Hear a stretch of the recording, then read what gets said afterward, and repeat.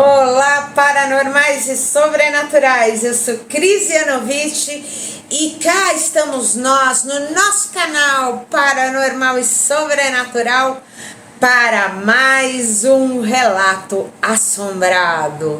Mas antes de iniciarmos o nosso relato, eu vou pedir para você curtir, para você se inscrever, para você deixar aí o sininho ativado para você receber os novos relatos. E mais que isso, compartilha com o amiguinho, com o inimigo, com a tia que manda bom dia no WhatsApp. E roda a vinheta.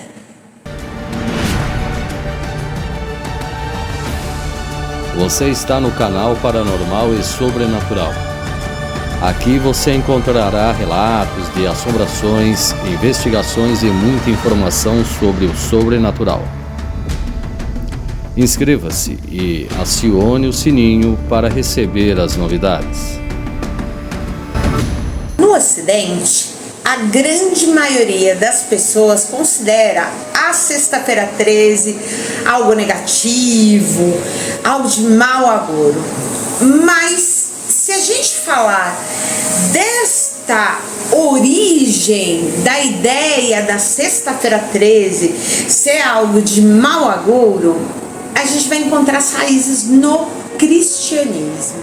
E sobre a Sexta-feira 13, conta-nos o nosso seguidor Luiz, de Lisboa, Portugal. Há alguns anos atrás, eu estive no hotel Monte Palace, em Ponta Delgada, Açores. O hotel fica localizado nas 7 cidades, lá nos Açores, e foi inaugurado em 1989 na ilha de São Miguel, empregando mais de 100 pessoas. Na verdade, esse hotel fechou em poucos anos por ausência de lucro. E a unidade acabou sendo vandalizada, frequentada por gente de má índole. E o Luiz disse que esteve lá para ver o hotel. Afinal de contas, muita gente dizia a ele que o lugar tinha fama de assombrado. Ele disse que não foi lá durante a noite, esteve lá de dia. Então ele nos conta. Estava caminhando por aquele lugar, cheio de pichações, cheio de coisas quebradas, faltando portas e janelas. Sabe, já dava uma má impressão. No entanto, eu continuei a olhar aquilo, a andar sozinho. Havia convidado alguns amigos para ir comigo, mas ninguém quis me acompanhar. E fui andando e de repente, de uma marquise a outra, eu olhei. E dentro de um dos quartos, eu vi a figura de uma mulher vestida como uma camareira. A mulher andava dentro de um dos quartos como se estivesse trabalhando. E bem, eu fiquei de olho ali naquela figura, afinal de contas eu poderia não estar vendo muito bem. E quando ela se virou para mim, olha, eu quase morri de susto, porque aquela mulher não tinha um rosto. Corri de lá feito um maluco. E quando cheguei até os meus amigos, que estavam hospedados em uma pousada, e o recepcionista, ao ouvir eu contar a história do que eu havia passado no hotel Monte Palace, ele me disse, sabe, teve uma camareira de lá, bem, logo que aquilo foi fundado, que morreu de um ataque cardíaco, e muita gente relata tê-la visto andando pelo hotel e ainda trabalhando. A palavra Friday, que é sexta-feira em inglês, surgiu do nome Freya, que é a deusa nórdica do amor, da beleza, da riqueza, da fertilidade, mas também a deusa da magia. É uma deusa guerreira e é uma deusa que lida com a passagem da morte, né? Então, nesse sentido, Com a disseminação do cristianismo ali pelo continente europeu, os nórdicos tiveram que deixar de cultuar a Freia, porque quem cultuava deuses pagãos, ou seja, não cultuava os santos cristãos, era condenado, né, pelas fogueiras da Santa Inquisição, certo? Então, a imagem da nossa bela e querida deusa Freia ficou manchada. Conta-nos o nosso seguidor Márcio, que mora no Rio de Janeiro, aqui no Brasil. Ele diz que a avó dele era de origem portuguesa e pertencia à vila de Caramulo, tendo imigrado ao Brasil mais ou menos na década de 1930. Ele diz que tem uma história que a avó contava a ele e aos outros netos que causava-lhe arrepios terríveis. Em 1921, o Caramulo foi uma vila pioneira em Portugal, já que possuía rede de esgoto, saneamento, eletricidade, né? E por trás disso havia um homem que era um visionário, né? Que era Jerônimo de Lacerda, que no princípio ali do século XX descobriu as virtudes do clima das paredes do Guardão, como era conhecida a Vila do Caramulo, no município lá de Tondela. O Jerônimo abriu o Grande Hotel em 1922, né? Fazendo história em Portugal. Esse hotel, que ficava construído a 800 metros de altitude, passou a sanatório 6 anos depois, quando começou a receber doentes de tuberculose. Vieram outros edifícios entre sanatórios, enfermarias, casas de saúde, pavilhões de cirurgia. E foi assim que se iniciou o crescimento de uma instância de tratamento de doenças pulmonares, que na sua fase de apogeu possuía 19 grandes sanatórios, né? E viveu anos de fulgor como um grande centro de tratamento e combate à tuberculose. Mas a partir dos anos 60, esse lugar acabou sendo desativado, mesmo porque a erradicação da doença ocasionou essa liberação, graças a Deus, dos pacientes de tuberculose do local. Então, vou contar a história como se fosse a Dona Maria Conceição, a avó do nosso seguidor. Eu tinha por volta de 7, 8 anos e minha mãe não permitia que eu brincasse perto do sanatório. Mas em especial eu adorava ir à região onde ficava o sanatório infantil. E gostava de ver lá os baloiços exteriores, gostava de ver até as crianças que ali estavam internadas, que na minha ingenuidade eu não entendia que eram pessoas muito doentes. A grande verdade é que mamãe tinha medo que eu me contaminasse com a doença ali no contato com essas pessoas, o que me deixava muito triste, porque afinal de contas eu não compreendia isso. E costumava brincar nas imediações, gostava de colher algumas flores em alguns lugares ali. Foi quando eu conheci a minha amiga Margarida. Ela costumava ficar me olhando de longe e um dia eu gritei o meu nome a ela, Maria Conceição, e ela respondeu, Margarida. E assim iniciou-se nossa amizade. Não era uma amizade próxima, porque eu costumava obedecer e dar ouvidos às ordens de mamãe.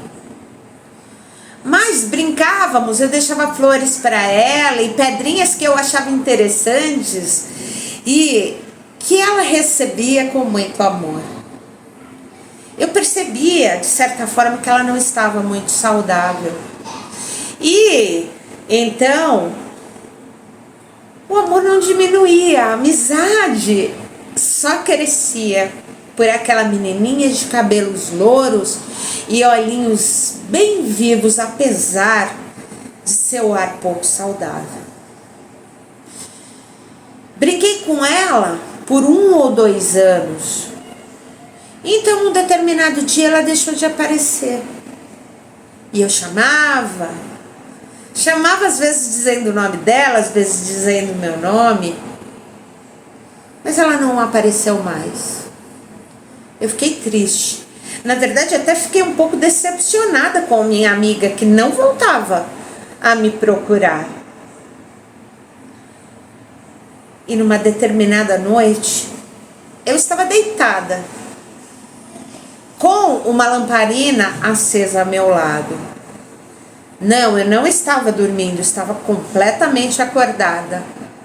Quando, ao meu lado, começou a se formar a figura de uma menina, a quem reconheci como sendo Margarida.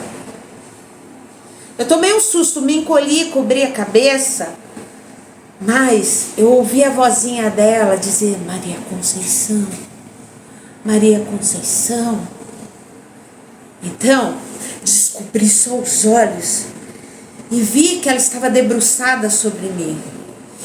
E mesmo ela estando assim, deveria estar tapando o meu ângulo de visão, mas eu enxergava o telhado através dela. E ela me disse: eu sinto muito. Eu peço as suas desculpas por não ter vindo mais brincar contigo. Mas quero muito agradecê-la por ter me ofertado a sua amizade. Mas essa é a hora de eu seguir o meu caminho. Eu te amo muito, amiga. Eu quero muito o seu bem. Ela sorriu e desapareceu. E sabe quando isso se passou? Numa sexta-feira 13. Mas a sexta-feira 13 sempre foi um dia muito querido pelas tradições magísticas, pelos bruxos, pelos magos, certo? E visto que, segundo a crença, a deusa nórdica Frigga, né? Que não é outra senão a esposa de Odin, o deus máximo, né? É a senhora da família, é a senhora dos bons relacionamentos, é a senhora da paz entre as pessoas. A deusa Frigga, todas as sextas-feiras, reunia 13 pessoas. Um número que também representa aí a carta da morte no tarô, né? Que inclusive também é outra carta que em todo o filme você vê a cartomante tirando a carta da morte. Oh, meu Deus do céu, né? Associam diretamente à morte e nem sequer significa isso a morte no tarô, né? Para os estudiosos do tarô, para os cartomantes do tarô, a morte, a carta da morte é uma mudança, né? É uma transformação, é uma transmutação, certo? E você já ouviu falar da Ilha do Medo? O arquipélago não habitado é o menor pedaço de terra de todas as 56 ilhas da Baía de Todos os Santos, lá na Bahia. E está a 2 horas de barco de Salvador. Bom, é chamado de Ilha do Medo porque muita gente diz ouvir vozes, gritos, gemidos que seriam escutados nas proximidades da região. O lugar tem um velho casarão em ruínas que foi um antigo leprosário que se prestava a isolar os portadores de hanseníase da capital. A ilha não é visitada nem mesmo por pescadores à luz do dia. Então, agora conta-nos o Mário de São Paulo, capital. Estava em viagem à Bahia, visitando o lugar com alguns parentes, quando decidimos dar um passeio de barco pela Baía de Todos os Santos. Passando por uma pequena ilha, eu vi alguém ali, em meio à vegetação, que abanava a mão para mim desesperadamente. E então, a minha esposa, que me acompanhava, também viu. E ela se virou para os demais, se virou para o dono do barco: olha, tem alguém ali pedindo ajuda. Olha, e todo mundo no barco se calou. Aquela pessoa parecia estar vestindo uma camisola meio branca, meio amarelada, e acenava para a gente pedindo auxílio de alguma forma.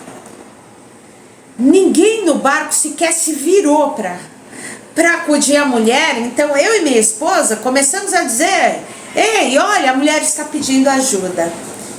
Foi quando a minha tia Maria, me segurou pelo braço e disse: nem sequer olhe para lá. Não há mulher nenhuma ali, pelo menos não viva. Ela me contou então do antigo sanatório para tratamento de lepra que ali existia. E me disse, com todas as letras: não tem ninguém ali. Ninguém vai ali, porque ali é um local assombrado. Ainda mais hoje, que é sexta-feira 13, certo? Bom, seguindo, enquanto isso, para a cultura grega, o dia 13 é dia de Hécate, mais especificamente 13 de agosto, né? E logo, caso o dia caia em uma sexta-feira, todas as energias são potencializadas. E vamos dizer assim, Hécate é uma das deusas negras, né? Hécate é uma deusa que tem a ver também com a passagem da morte, mas ela, que tem três faces, uma jovem, uma face no auge da idade adulta, inclusive muitas vezes representada como uma mulher grávida, e a terceira face é a de uma senhora, é de uma pessoa idosa, e que angariou o conhecimento, e que a partir daí ela, através da passagem, né, para o mundo espiritual, ela dissemina também os seus conhecimentos, talvez de uma forma mais potente. Conta-nos o José, de Curitiba, Paraná. Eu e meus amigos, há alguns anos atrás, decidimos formar um grupo de caça-fantasmas. Na verdade, nós batíamos fotos com o celular, filmávamos com o celular e depois colocávamos uns vídeos meio toscos lá no YouTube. Bem, na sexta-feira 13, decidimos que era um dia maravilhoso para sair filmando por aí. E então procuramos um cemitério. Pulamos o muro do cemitério à noite e, antes que ligássemos qualquer celular, no fim do corredor nós avistamos uma figura. Parecia alguém vestindo uma camisola ou com algo semelhante. O nosso susto foi enorme, porque aquilo começou a vir na nossa direção. Alguns de nós diziam: não, é uma pessoa, mas também era motivo para correr, né? E outros diziam: não, é uma assombração. Tivemos a certeza de que era um fantasma quando aquilo nos alcançou no muro do cemitério em menos de 5 segundos. Ninguém correndo conseguiria chegar até lá. Nós não identificamos direito o que era aquilo, mas a verdade é que nós vimos e abandonamos a história de caça-fantasmas ali mesmo. E existem muitas superstições que envolvem a sexta-feira 13, né? Que influenciam mais ou menos, né? na vida das pessoas, né? Tem gente que leva um amuleto consigo na sexta-feira 13, tem gente que até evita sair à rua, né? Mas, inclusive, em alguns lugares, né, nem existe o 13º andar, porque é um andar considerado de má sorte. A Maísa, lá de Porto Alegre, no Rio Grande do Sul, conta-nos que eles na escola que ela estudava, enquanto estava fazendo o ensino fundamental 2, costumavam sempre fazer a brincadeira do compasso. Era aquela época do Charlie, que na verdade era um filme, né? Trovão. E eles tinham o costume de ficar fazendo a brincadeira do compasso, fazendo perguntas bobas. Vou passar de ano, eu vou ser aprovado, eu fui bem nessa prova, vou conseguir namorar com fulano de tal. E fazendo a brincadeira do compasso naquele dia, eles estavam lá fazendo as perguntas e de repente um deles disse: nossa, hoje é sexta-feira 13, né? Nesse mesmo momento todas as luzes se apagaram. Todas as luzes da escola. Eles estavam em uma aula vaga e havia bastante gente na sala de aula. Um monte de gente se assustou e começou a dizer: porque vocês estão fazendo a brincadeira do compasso? Pare com isso imediatamente. Na verdade, nem tinha mais como fazer, porque afinal de contas a sala de aula ficou extremamente escura. E então eu senti uma mão fria que me segurou pelo braço. E apertou o meu braço ao ponto de doer. Eu comecei a gritar e todo mundo da sala também. Um monte de gente começou a sair pela porta, mas eu não conseguia sair de lá porque sentia meu braço seguro por alguém. Quando aquilo ia tocar o meu outro braço, eu comecei a rezar desesperadamente tudo que eu sabia. Então aquilo me soltou. Eu saí correndo da sala, fui a última a sair. E nunca mais nós fizemos a brincadeira do compasso. Muito menos numa sexta-feira 13. Mas na numerologia, por exemplo, o 13 não tem nada relacionado a azar ou a ter sorte, sim a chance dos recomeços. Esse número, ele fala do início, do término dos ciclos, representa em sua perfeição a força, a determinação, a fé, as mudanças benéficas, a capacidade de entender que as mudanças são necessárias, que também é uma qualidade de ambas as deusas, de Freia e de Hecate, tá? E sobre a sexta-feira 13, também conta-nos a Alice.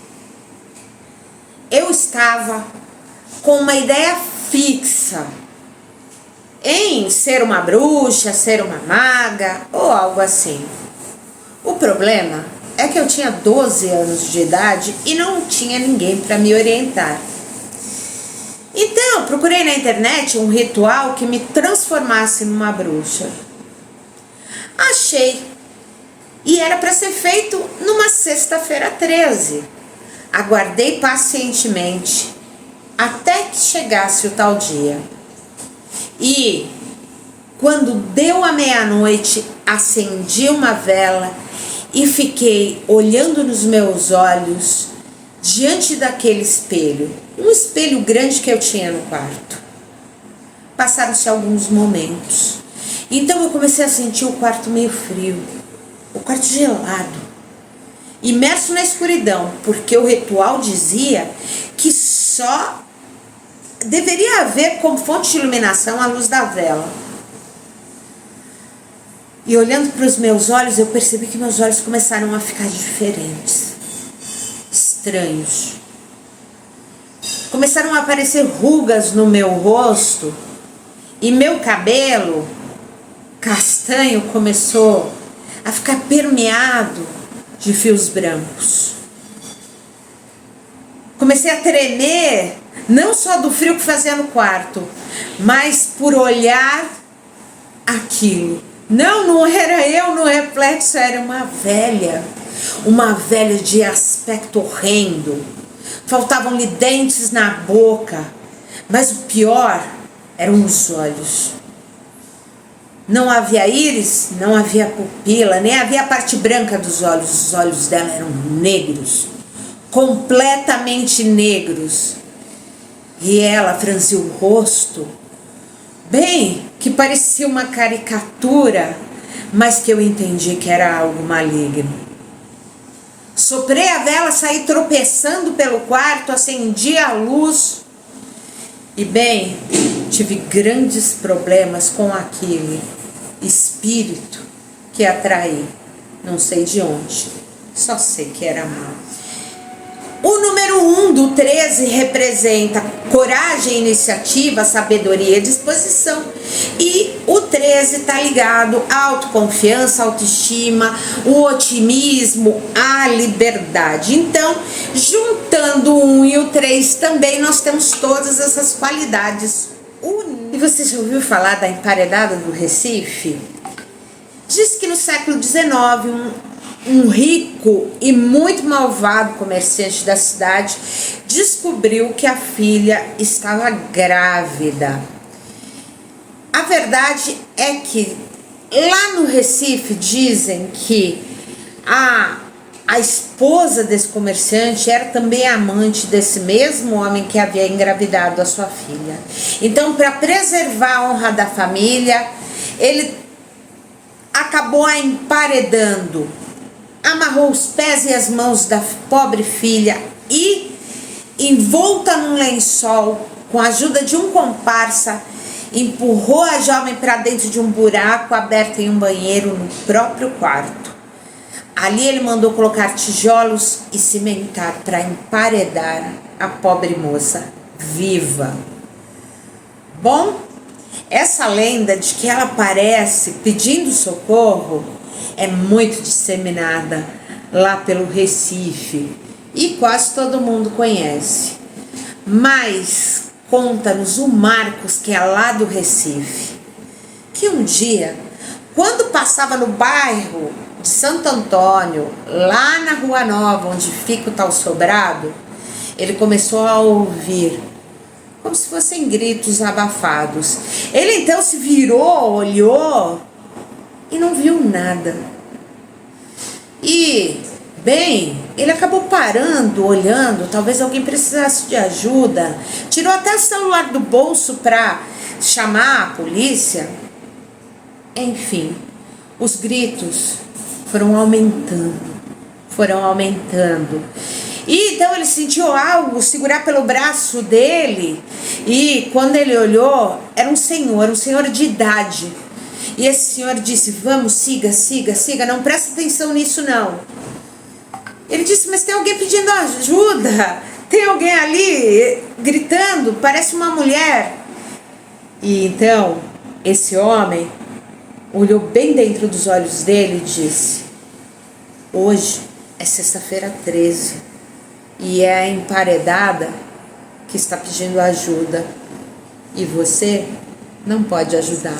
E o mais interessante dentro do campo da numerologia é possível perceber que quando você soma 1 com 3, o resultado é 4, que representa a ausência de riscos, a ideia de estabilidade, de segurança. Por isso que acontece esse conflito tão grande com o próprio número 13, né? Havendo também dentro dele a ideia de uma luta interna entre o risco e a segurança e ao mesmo tempo a guerra entre o rebelde e o tradicional.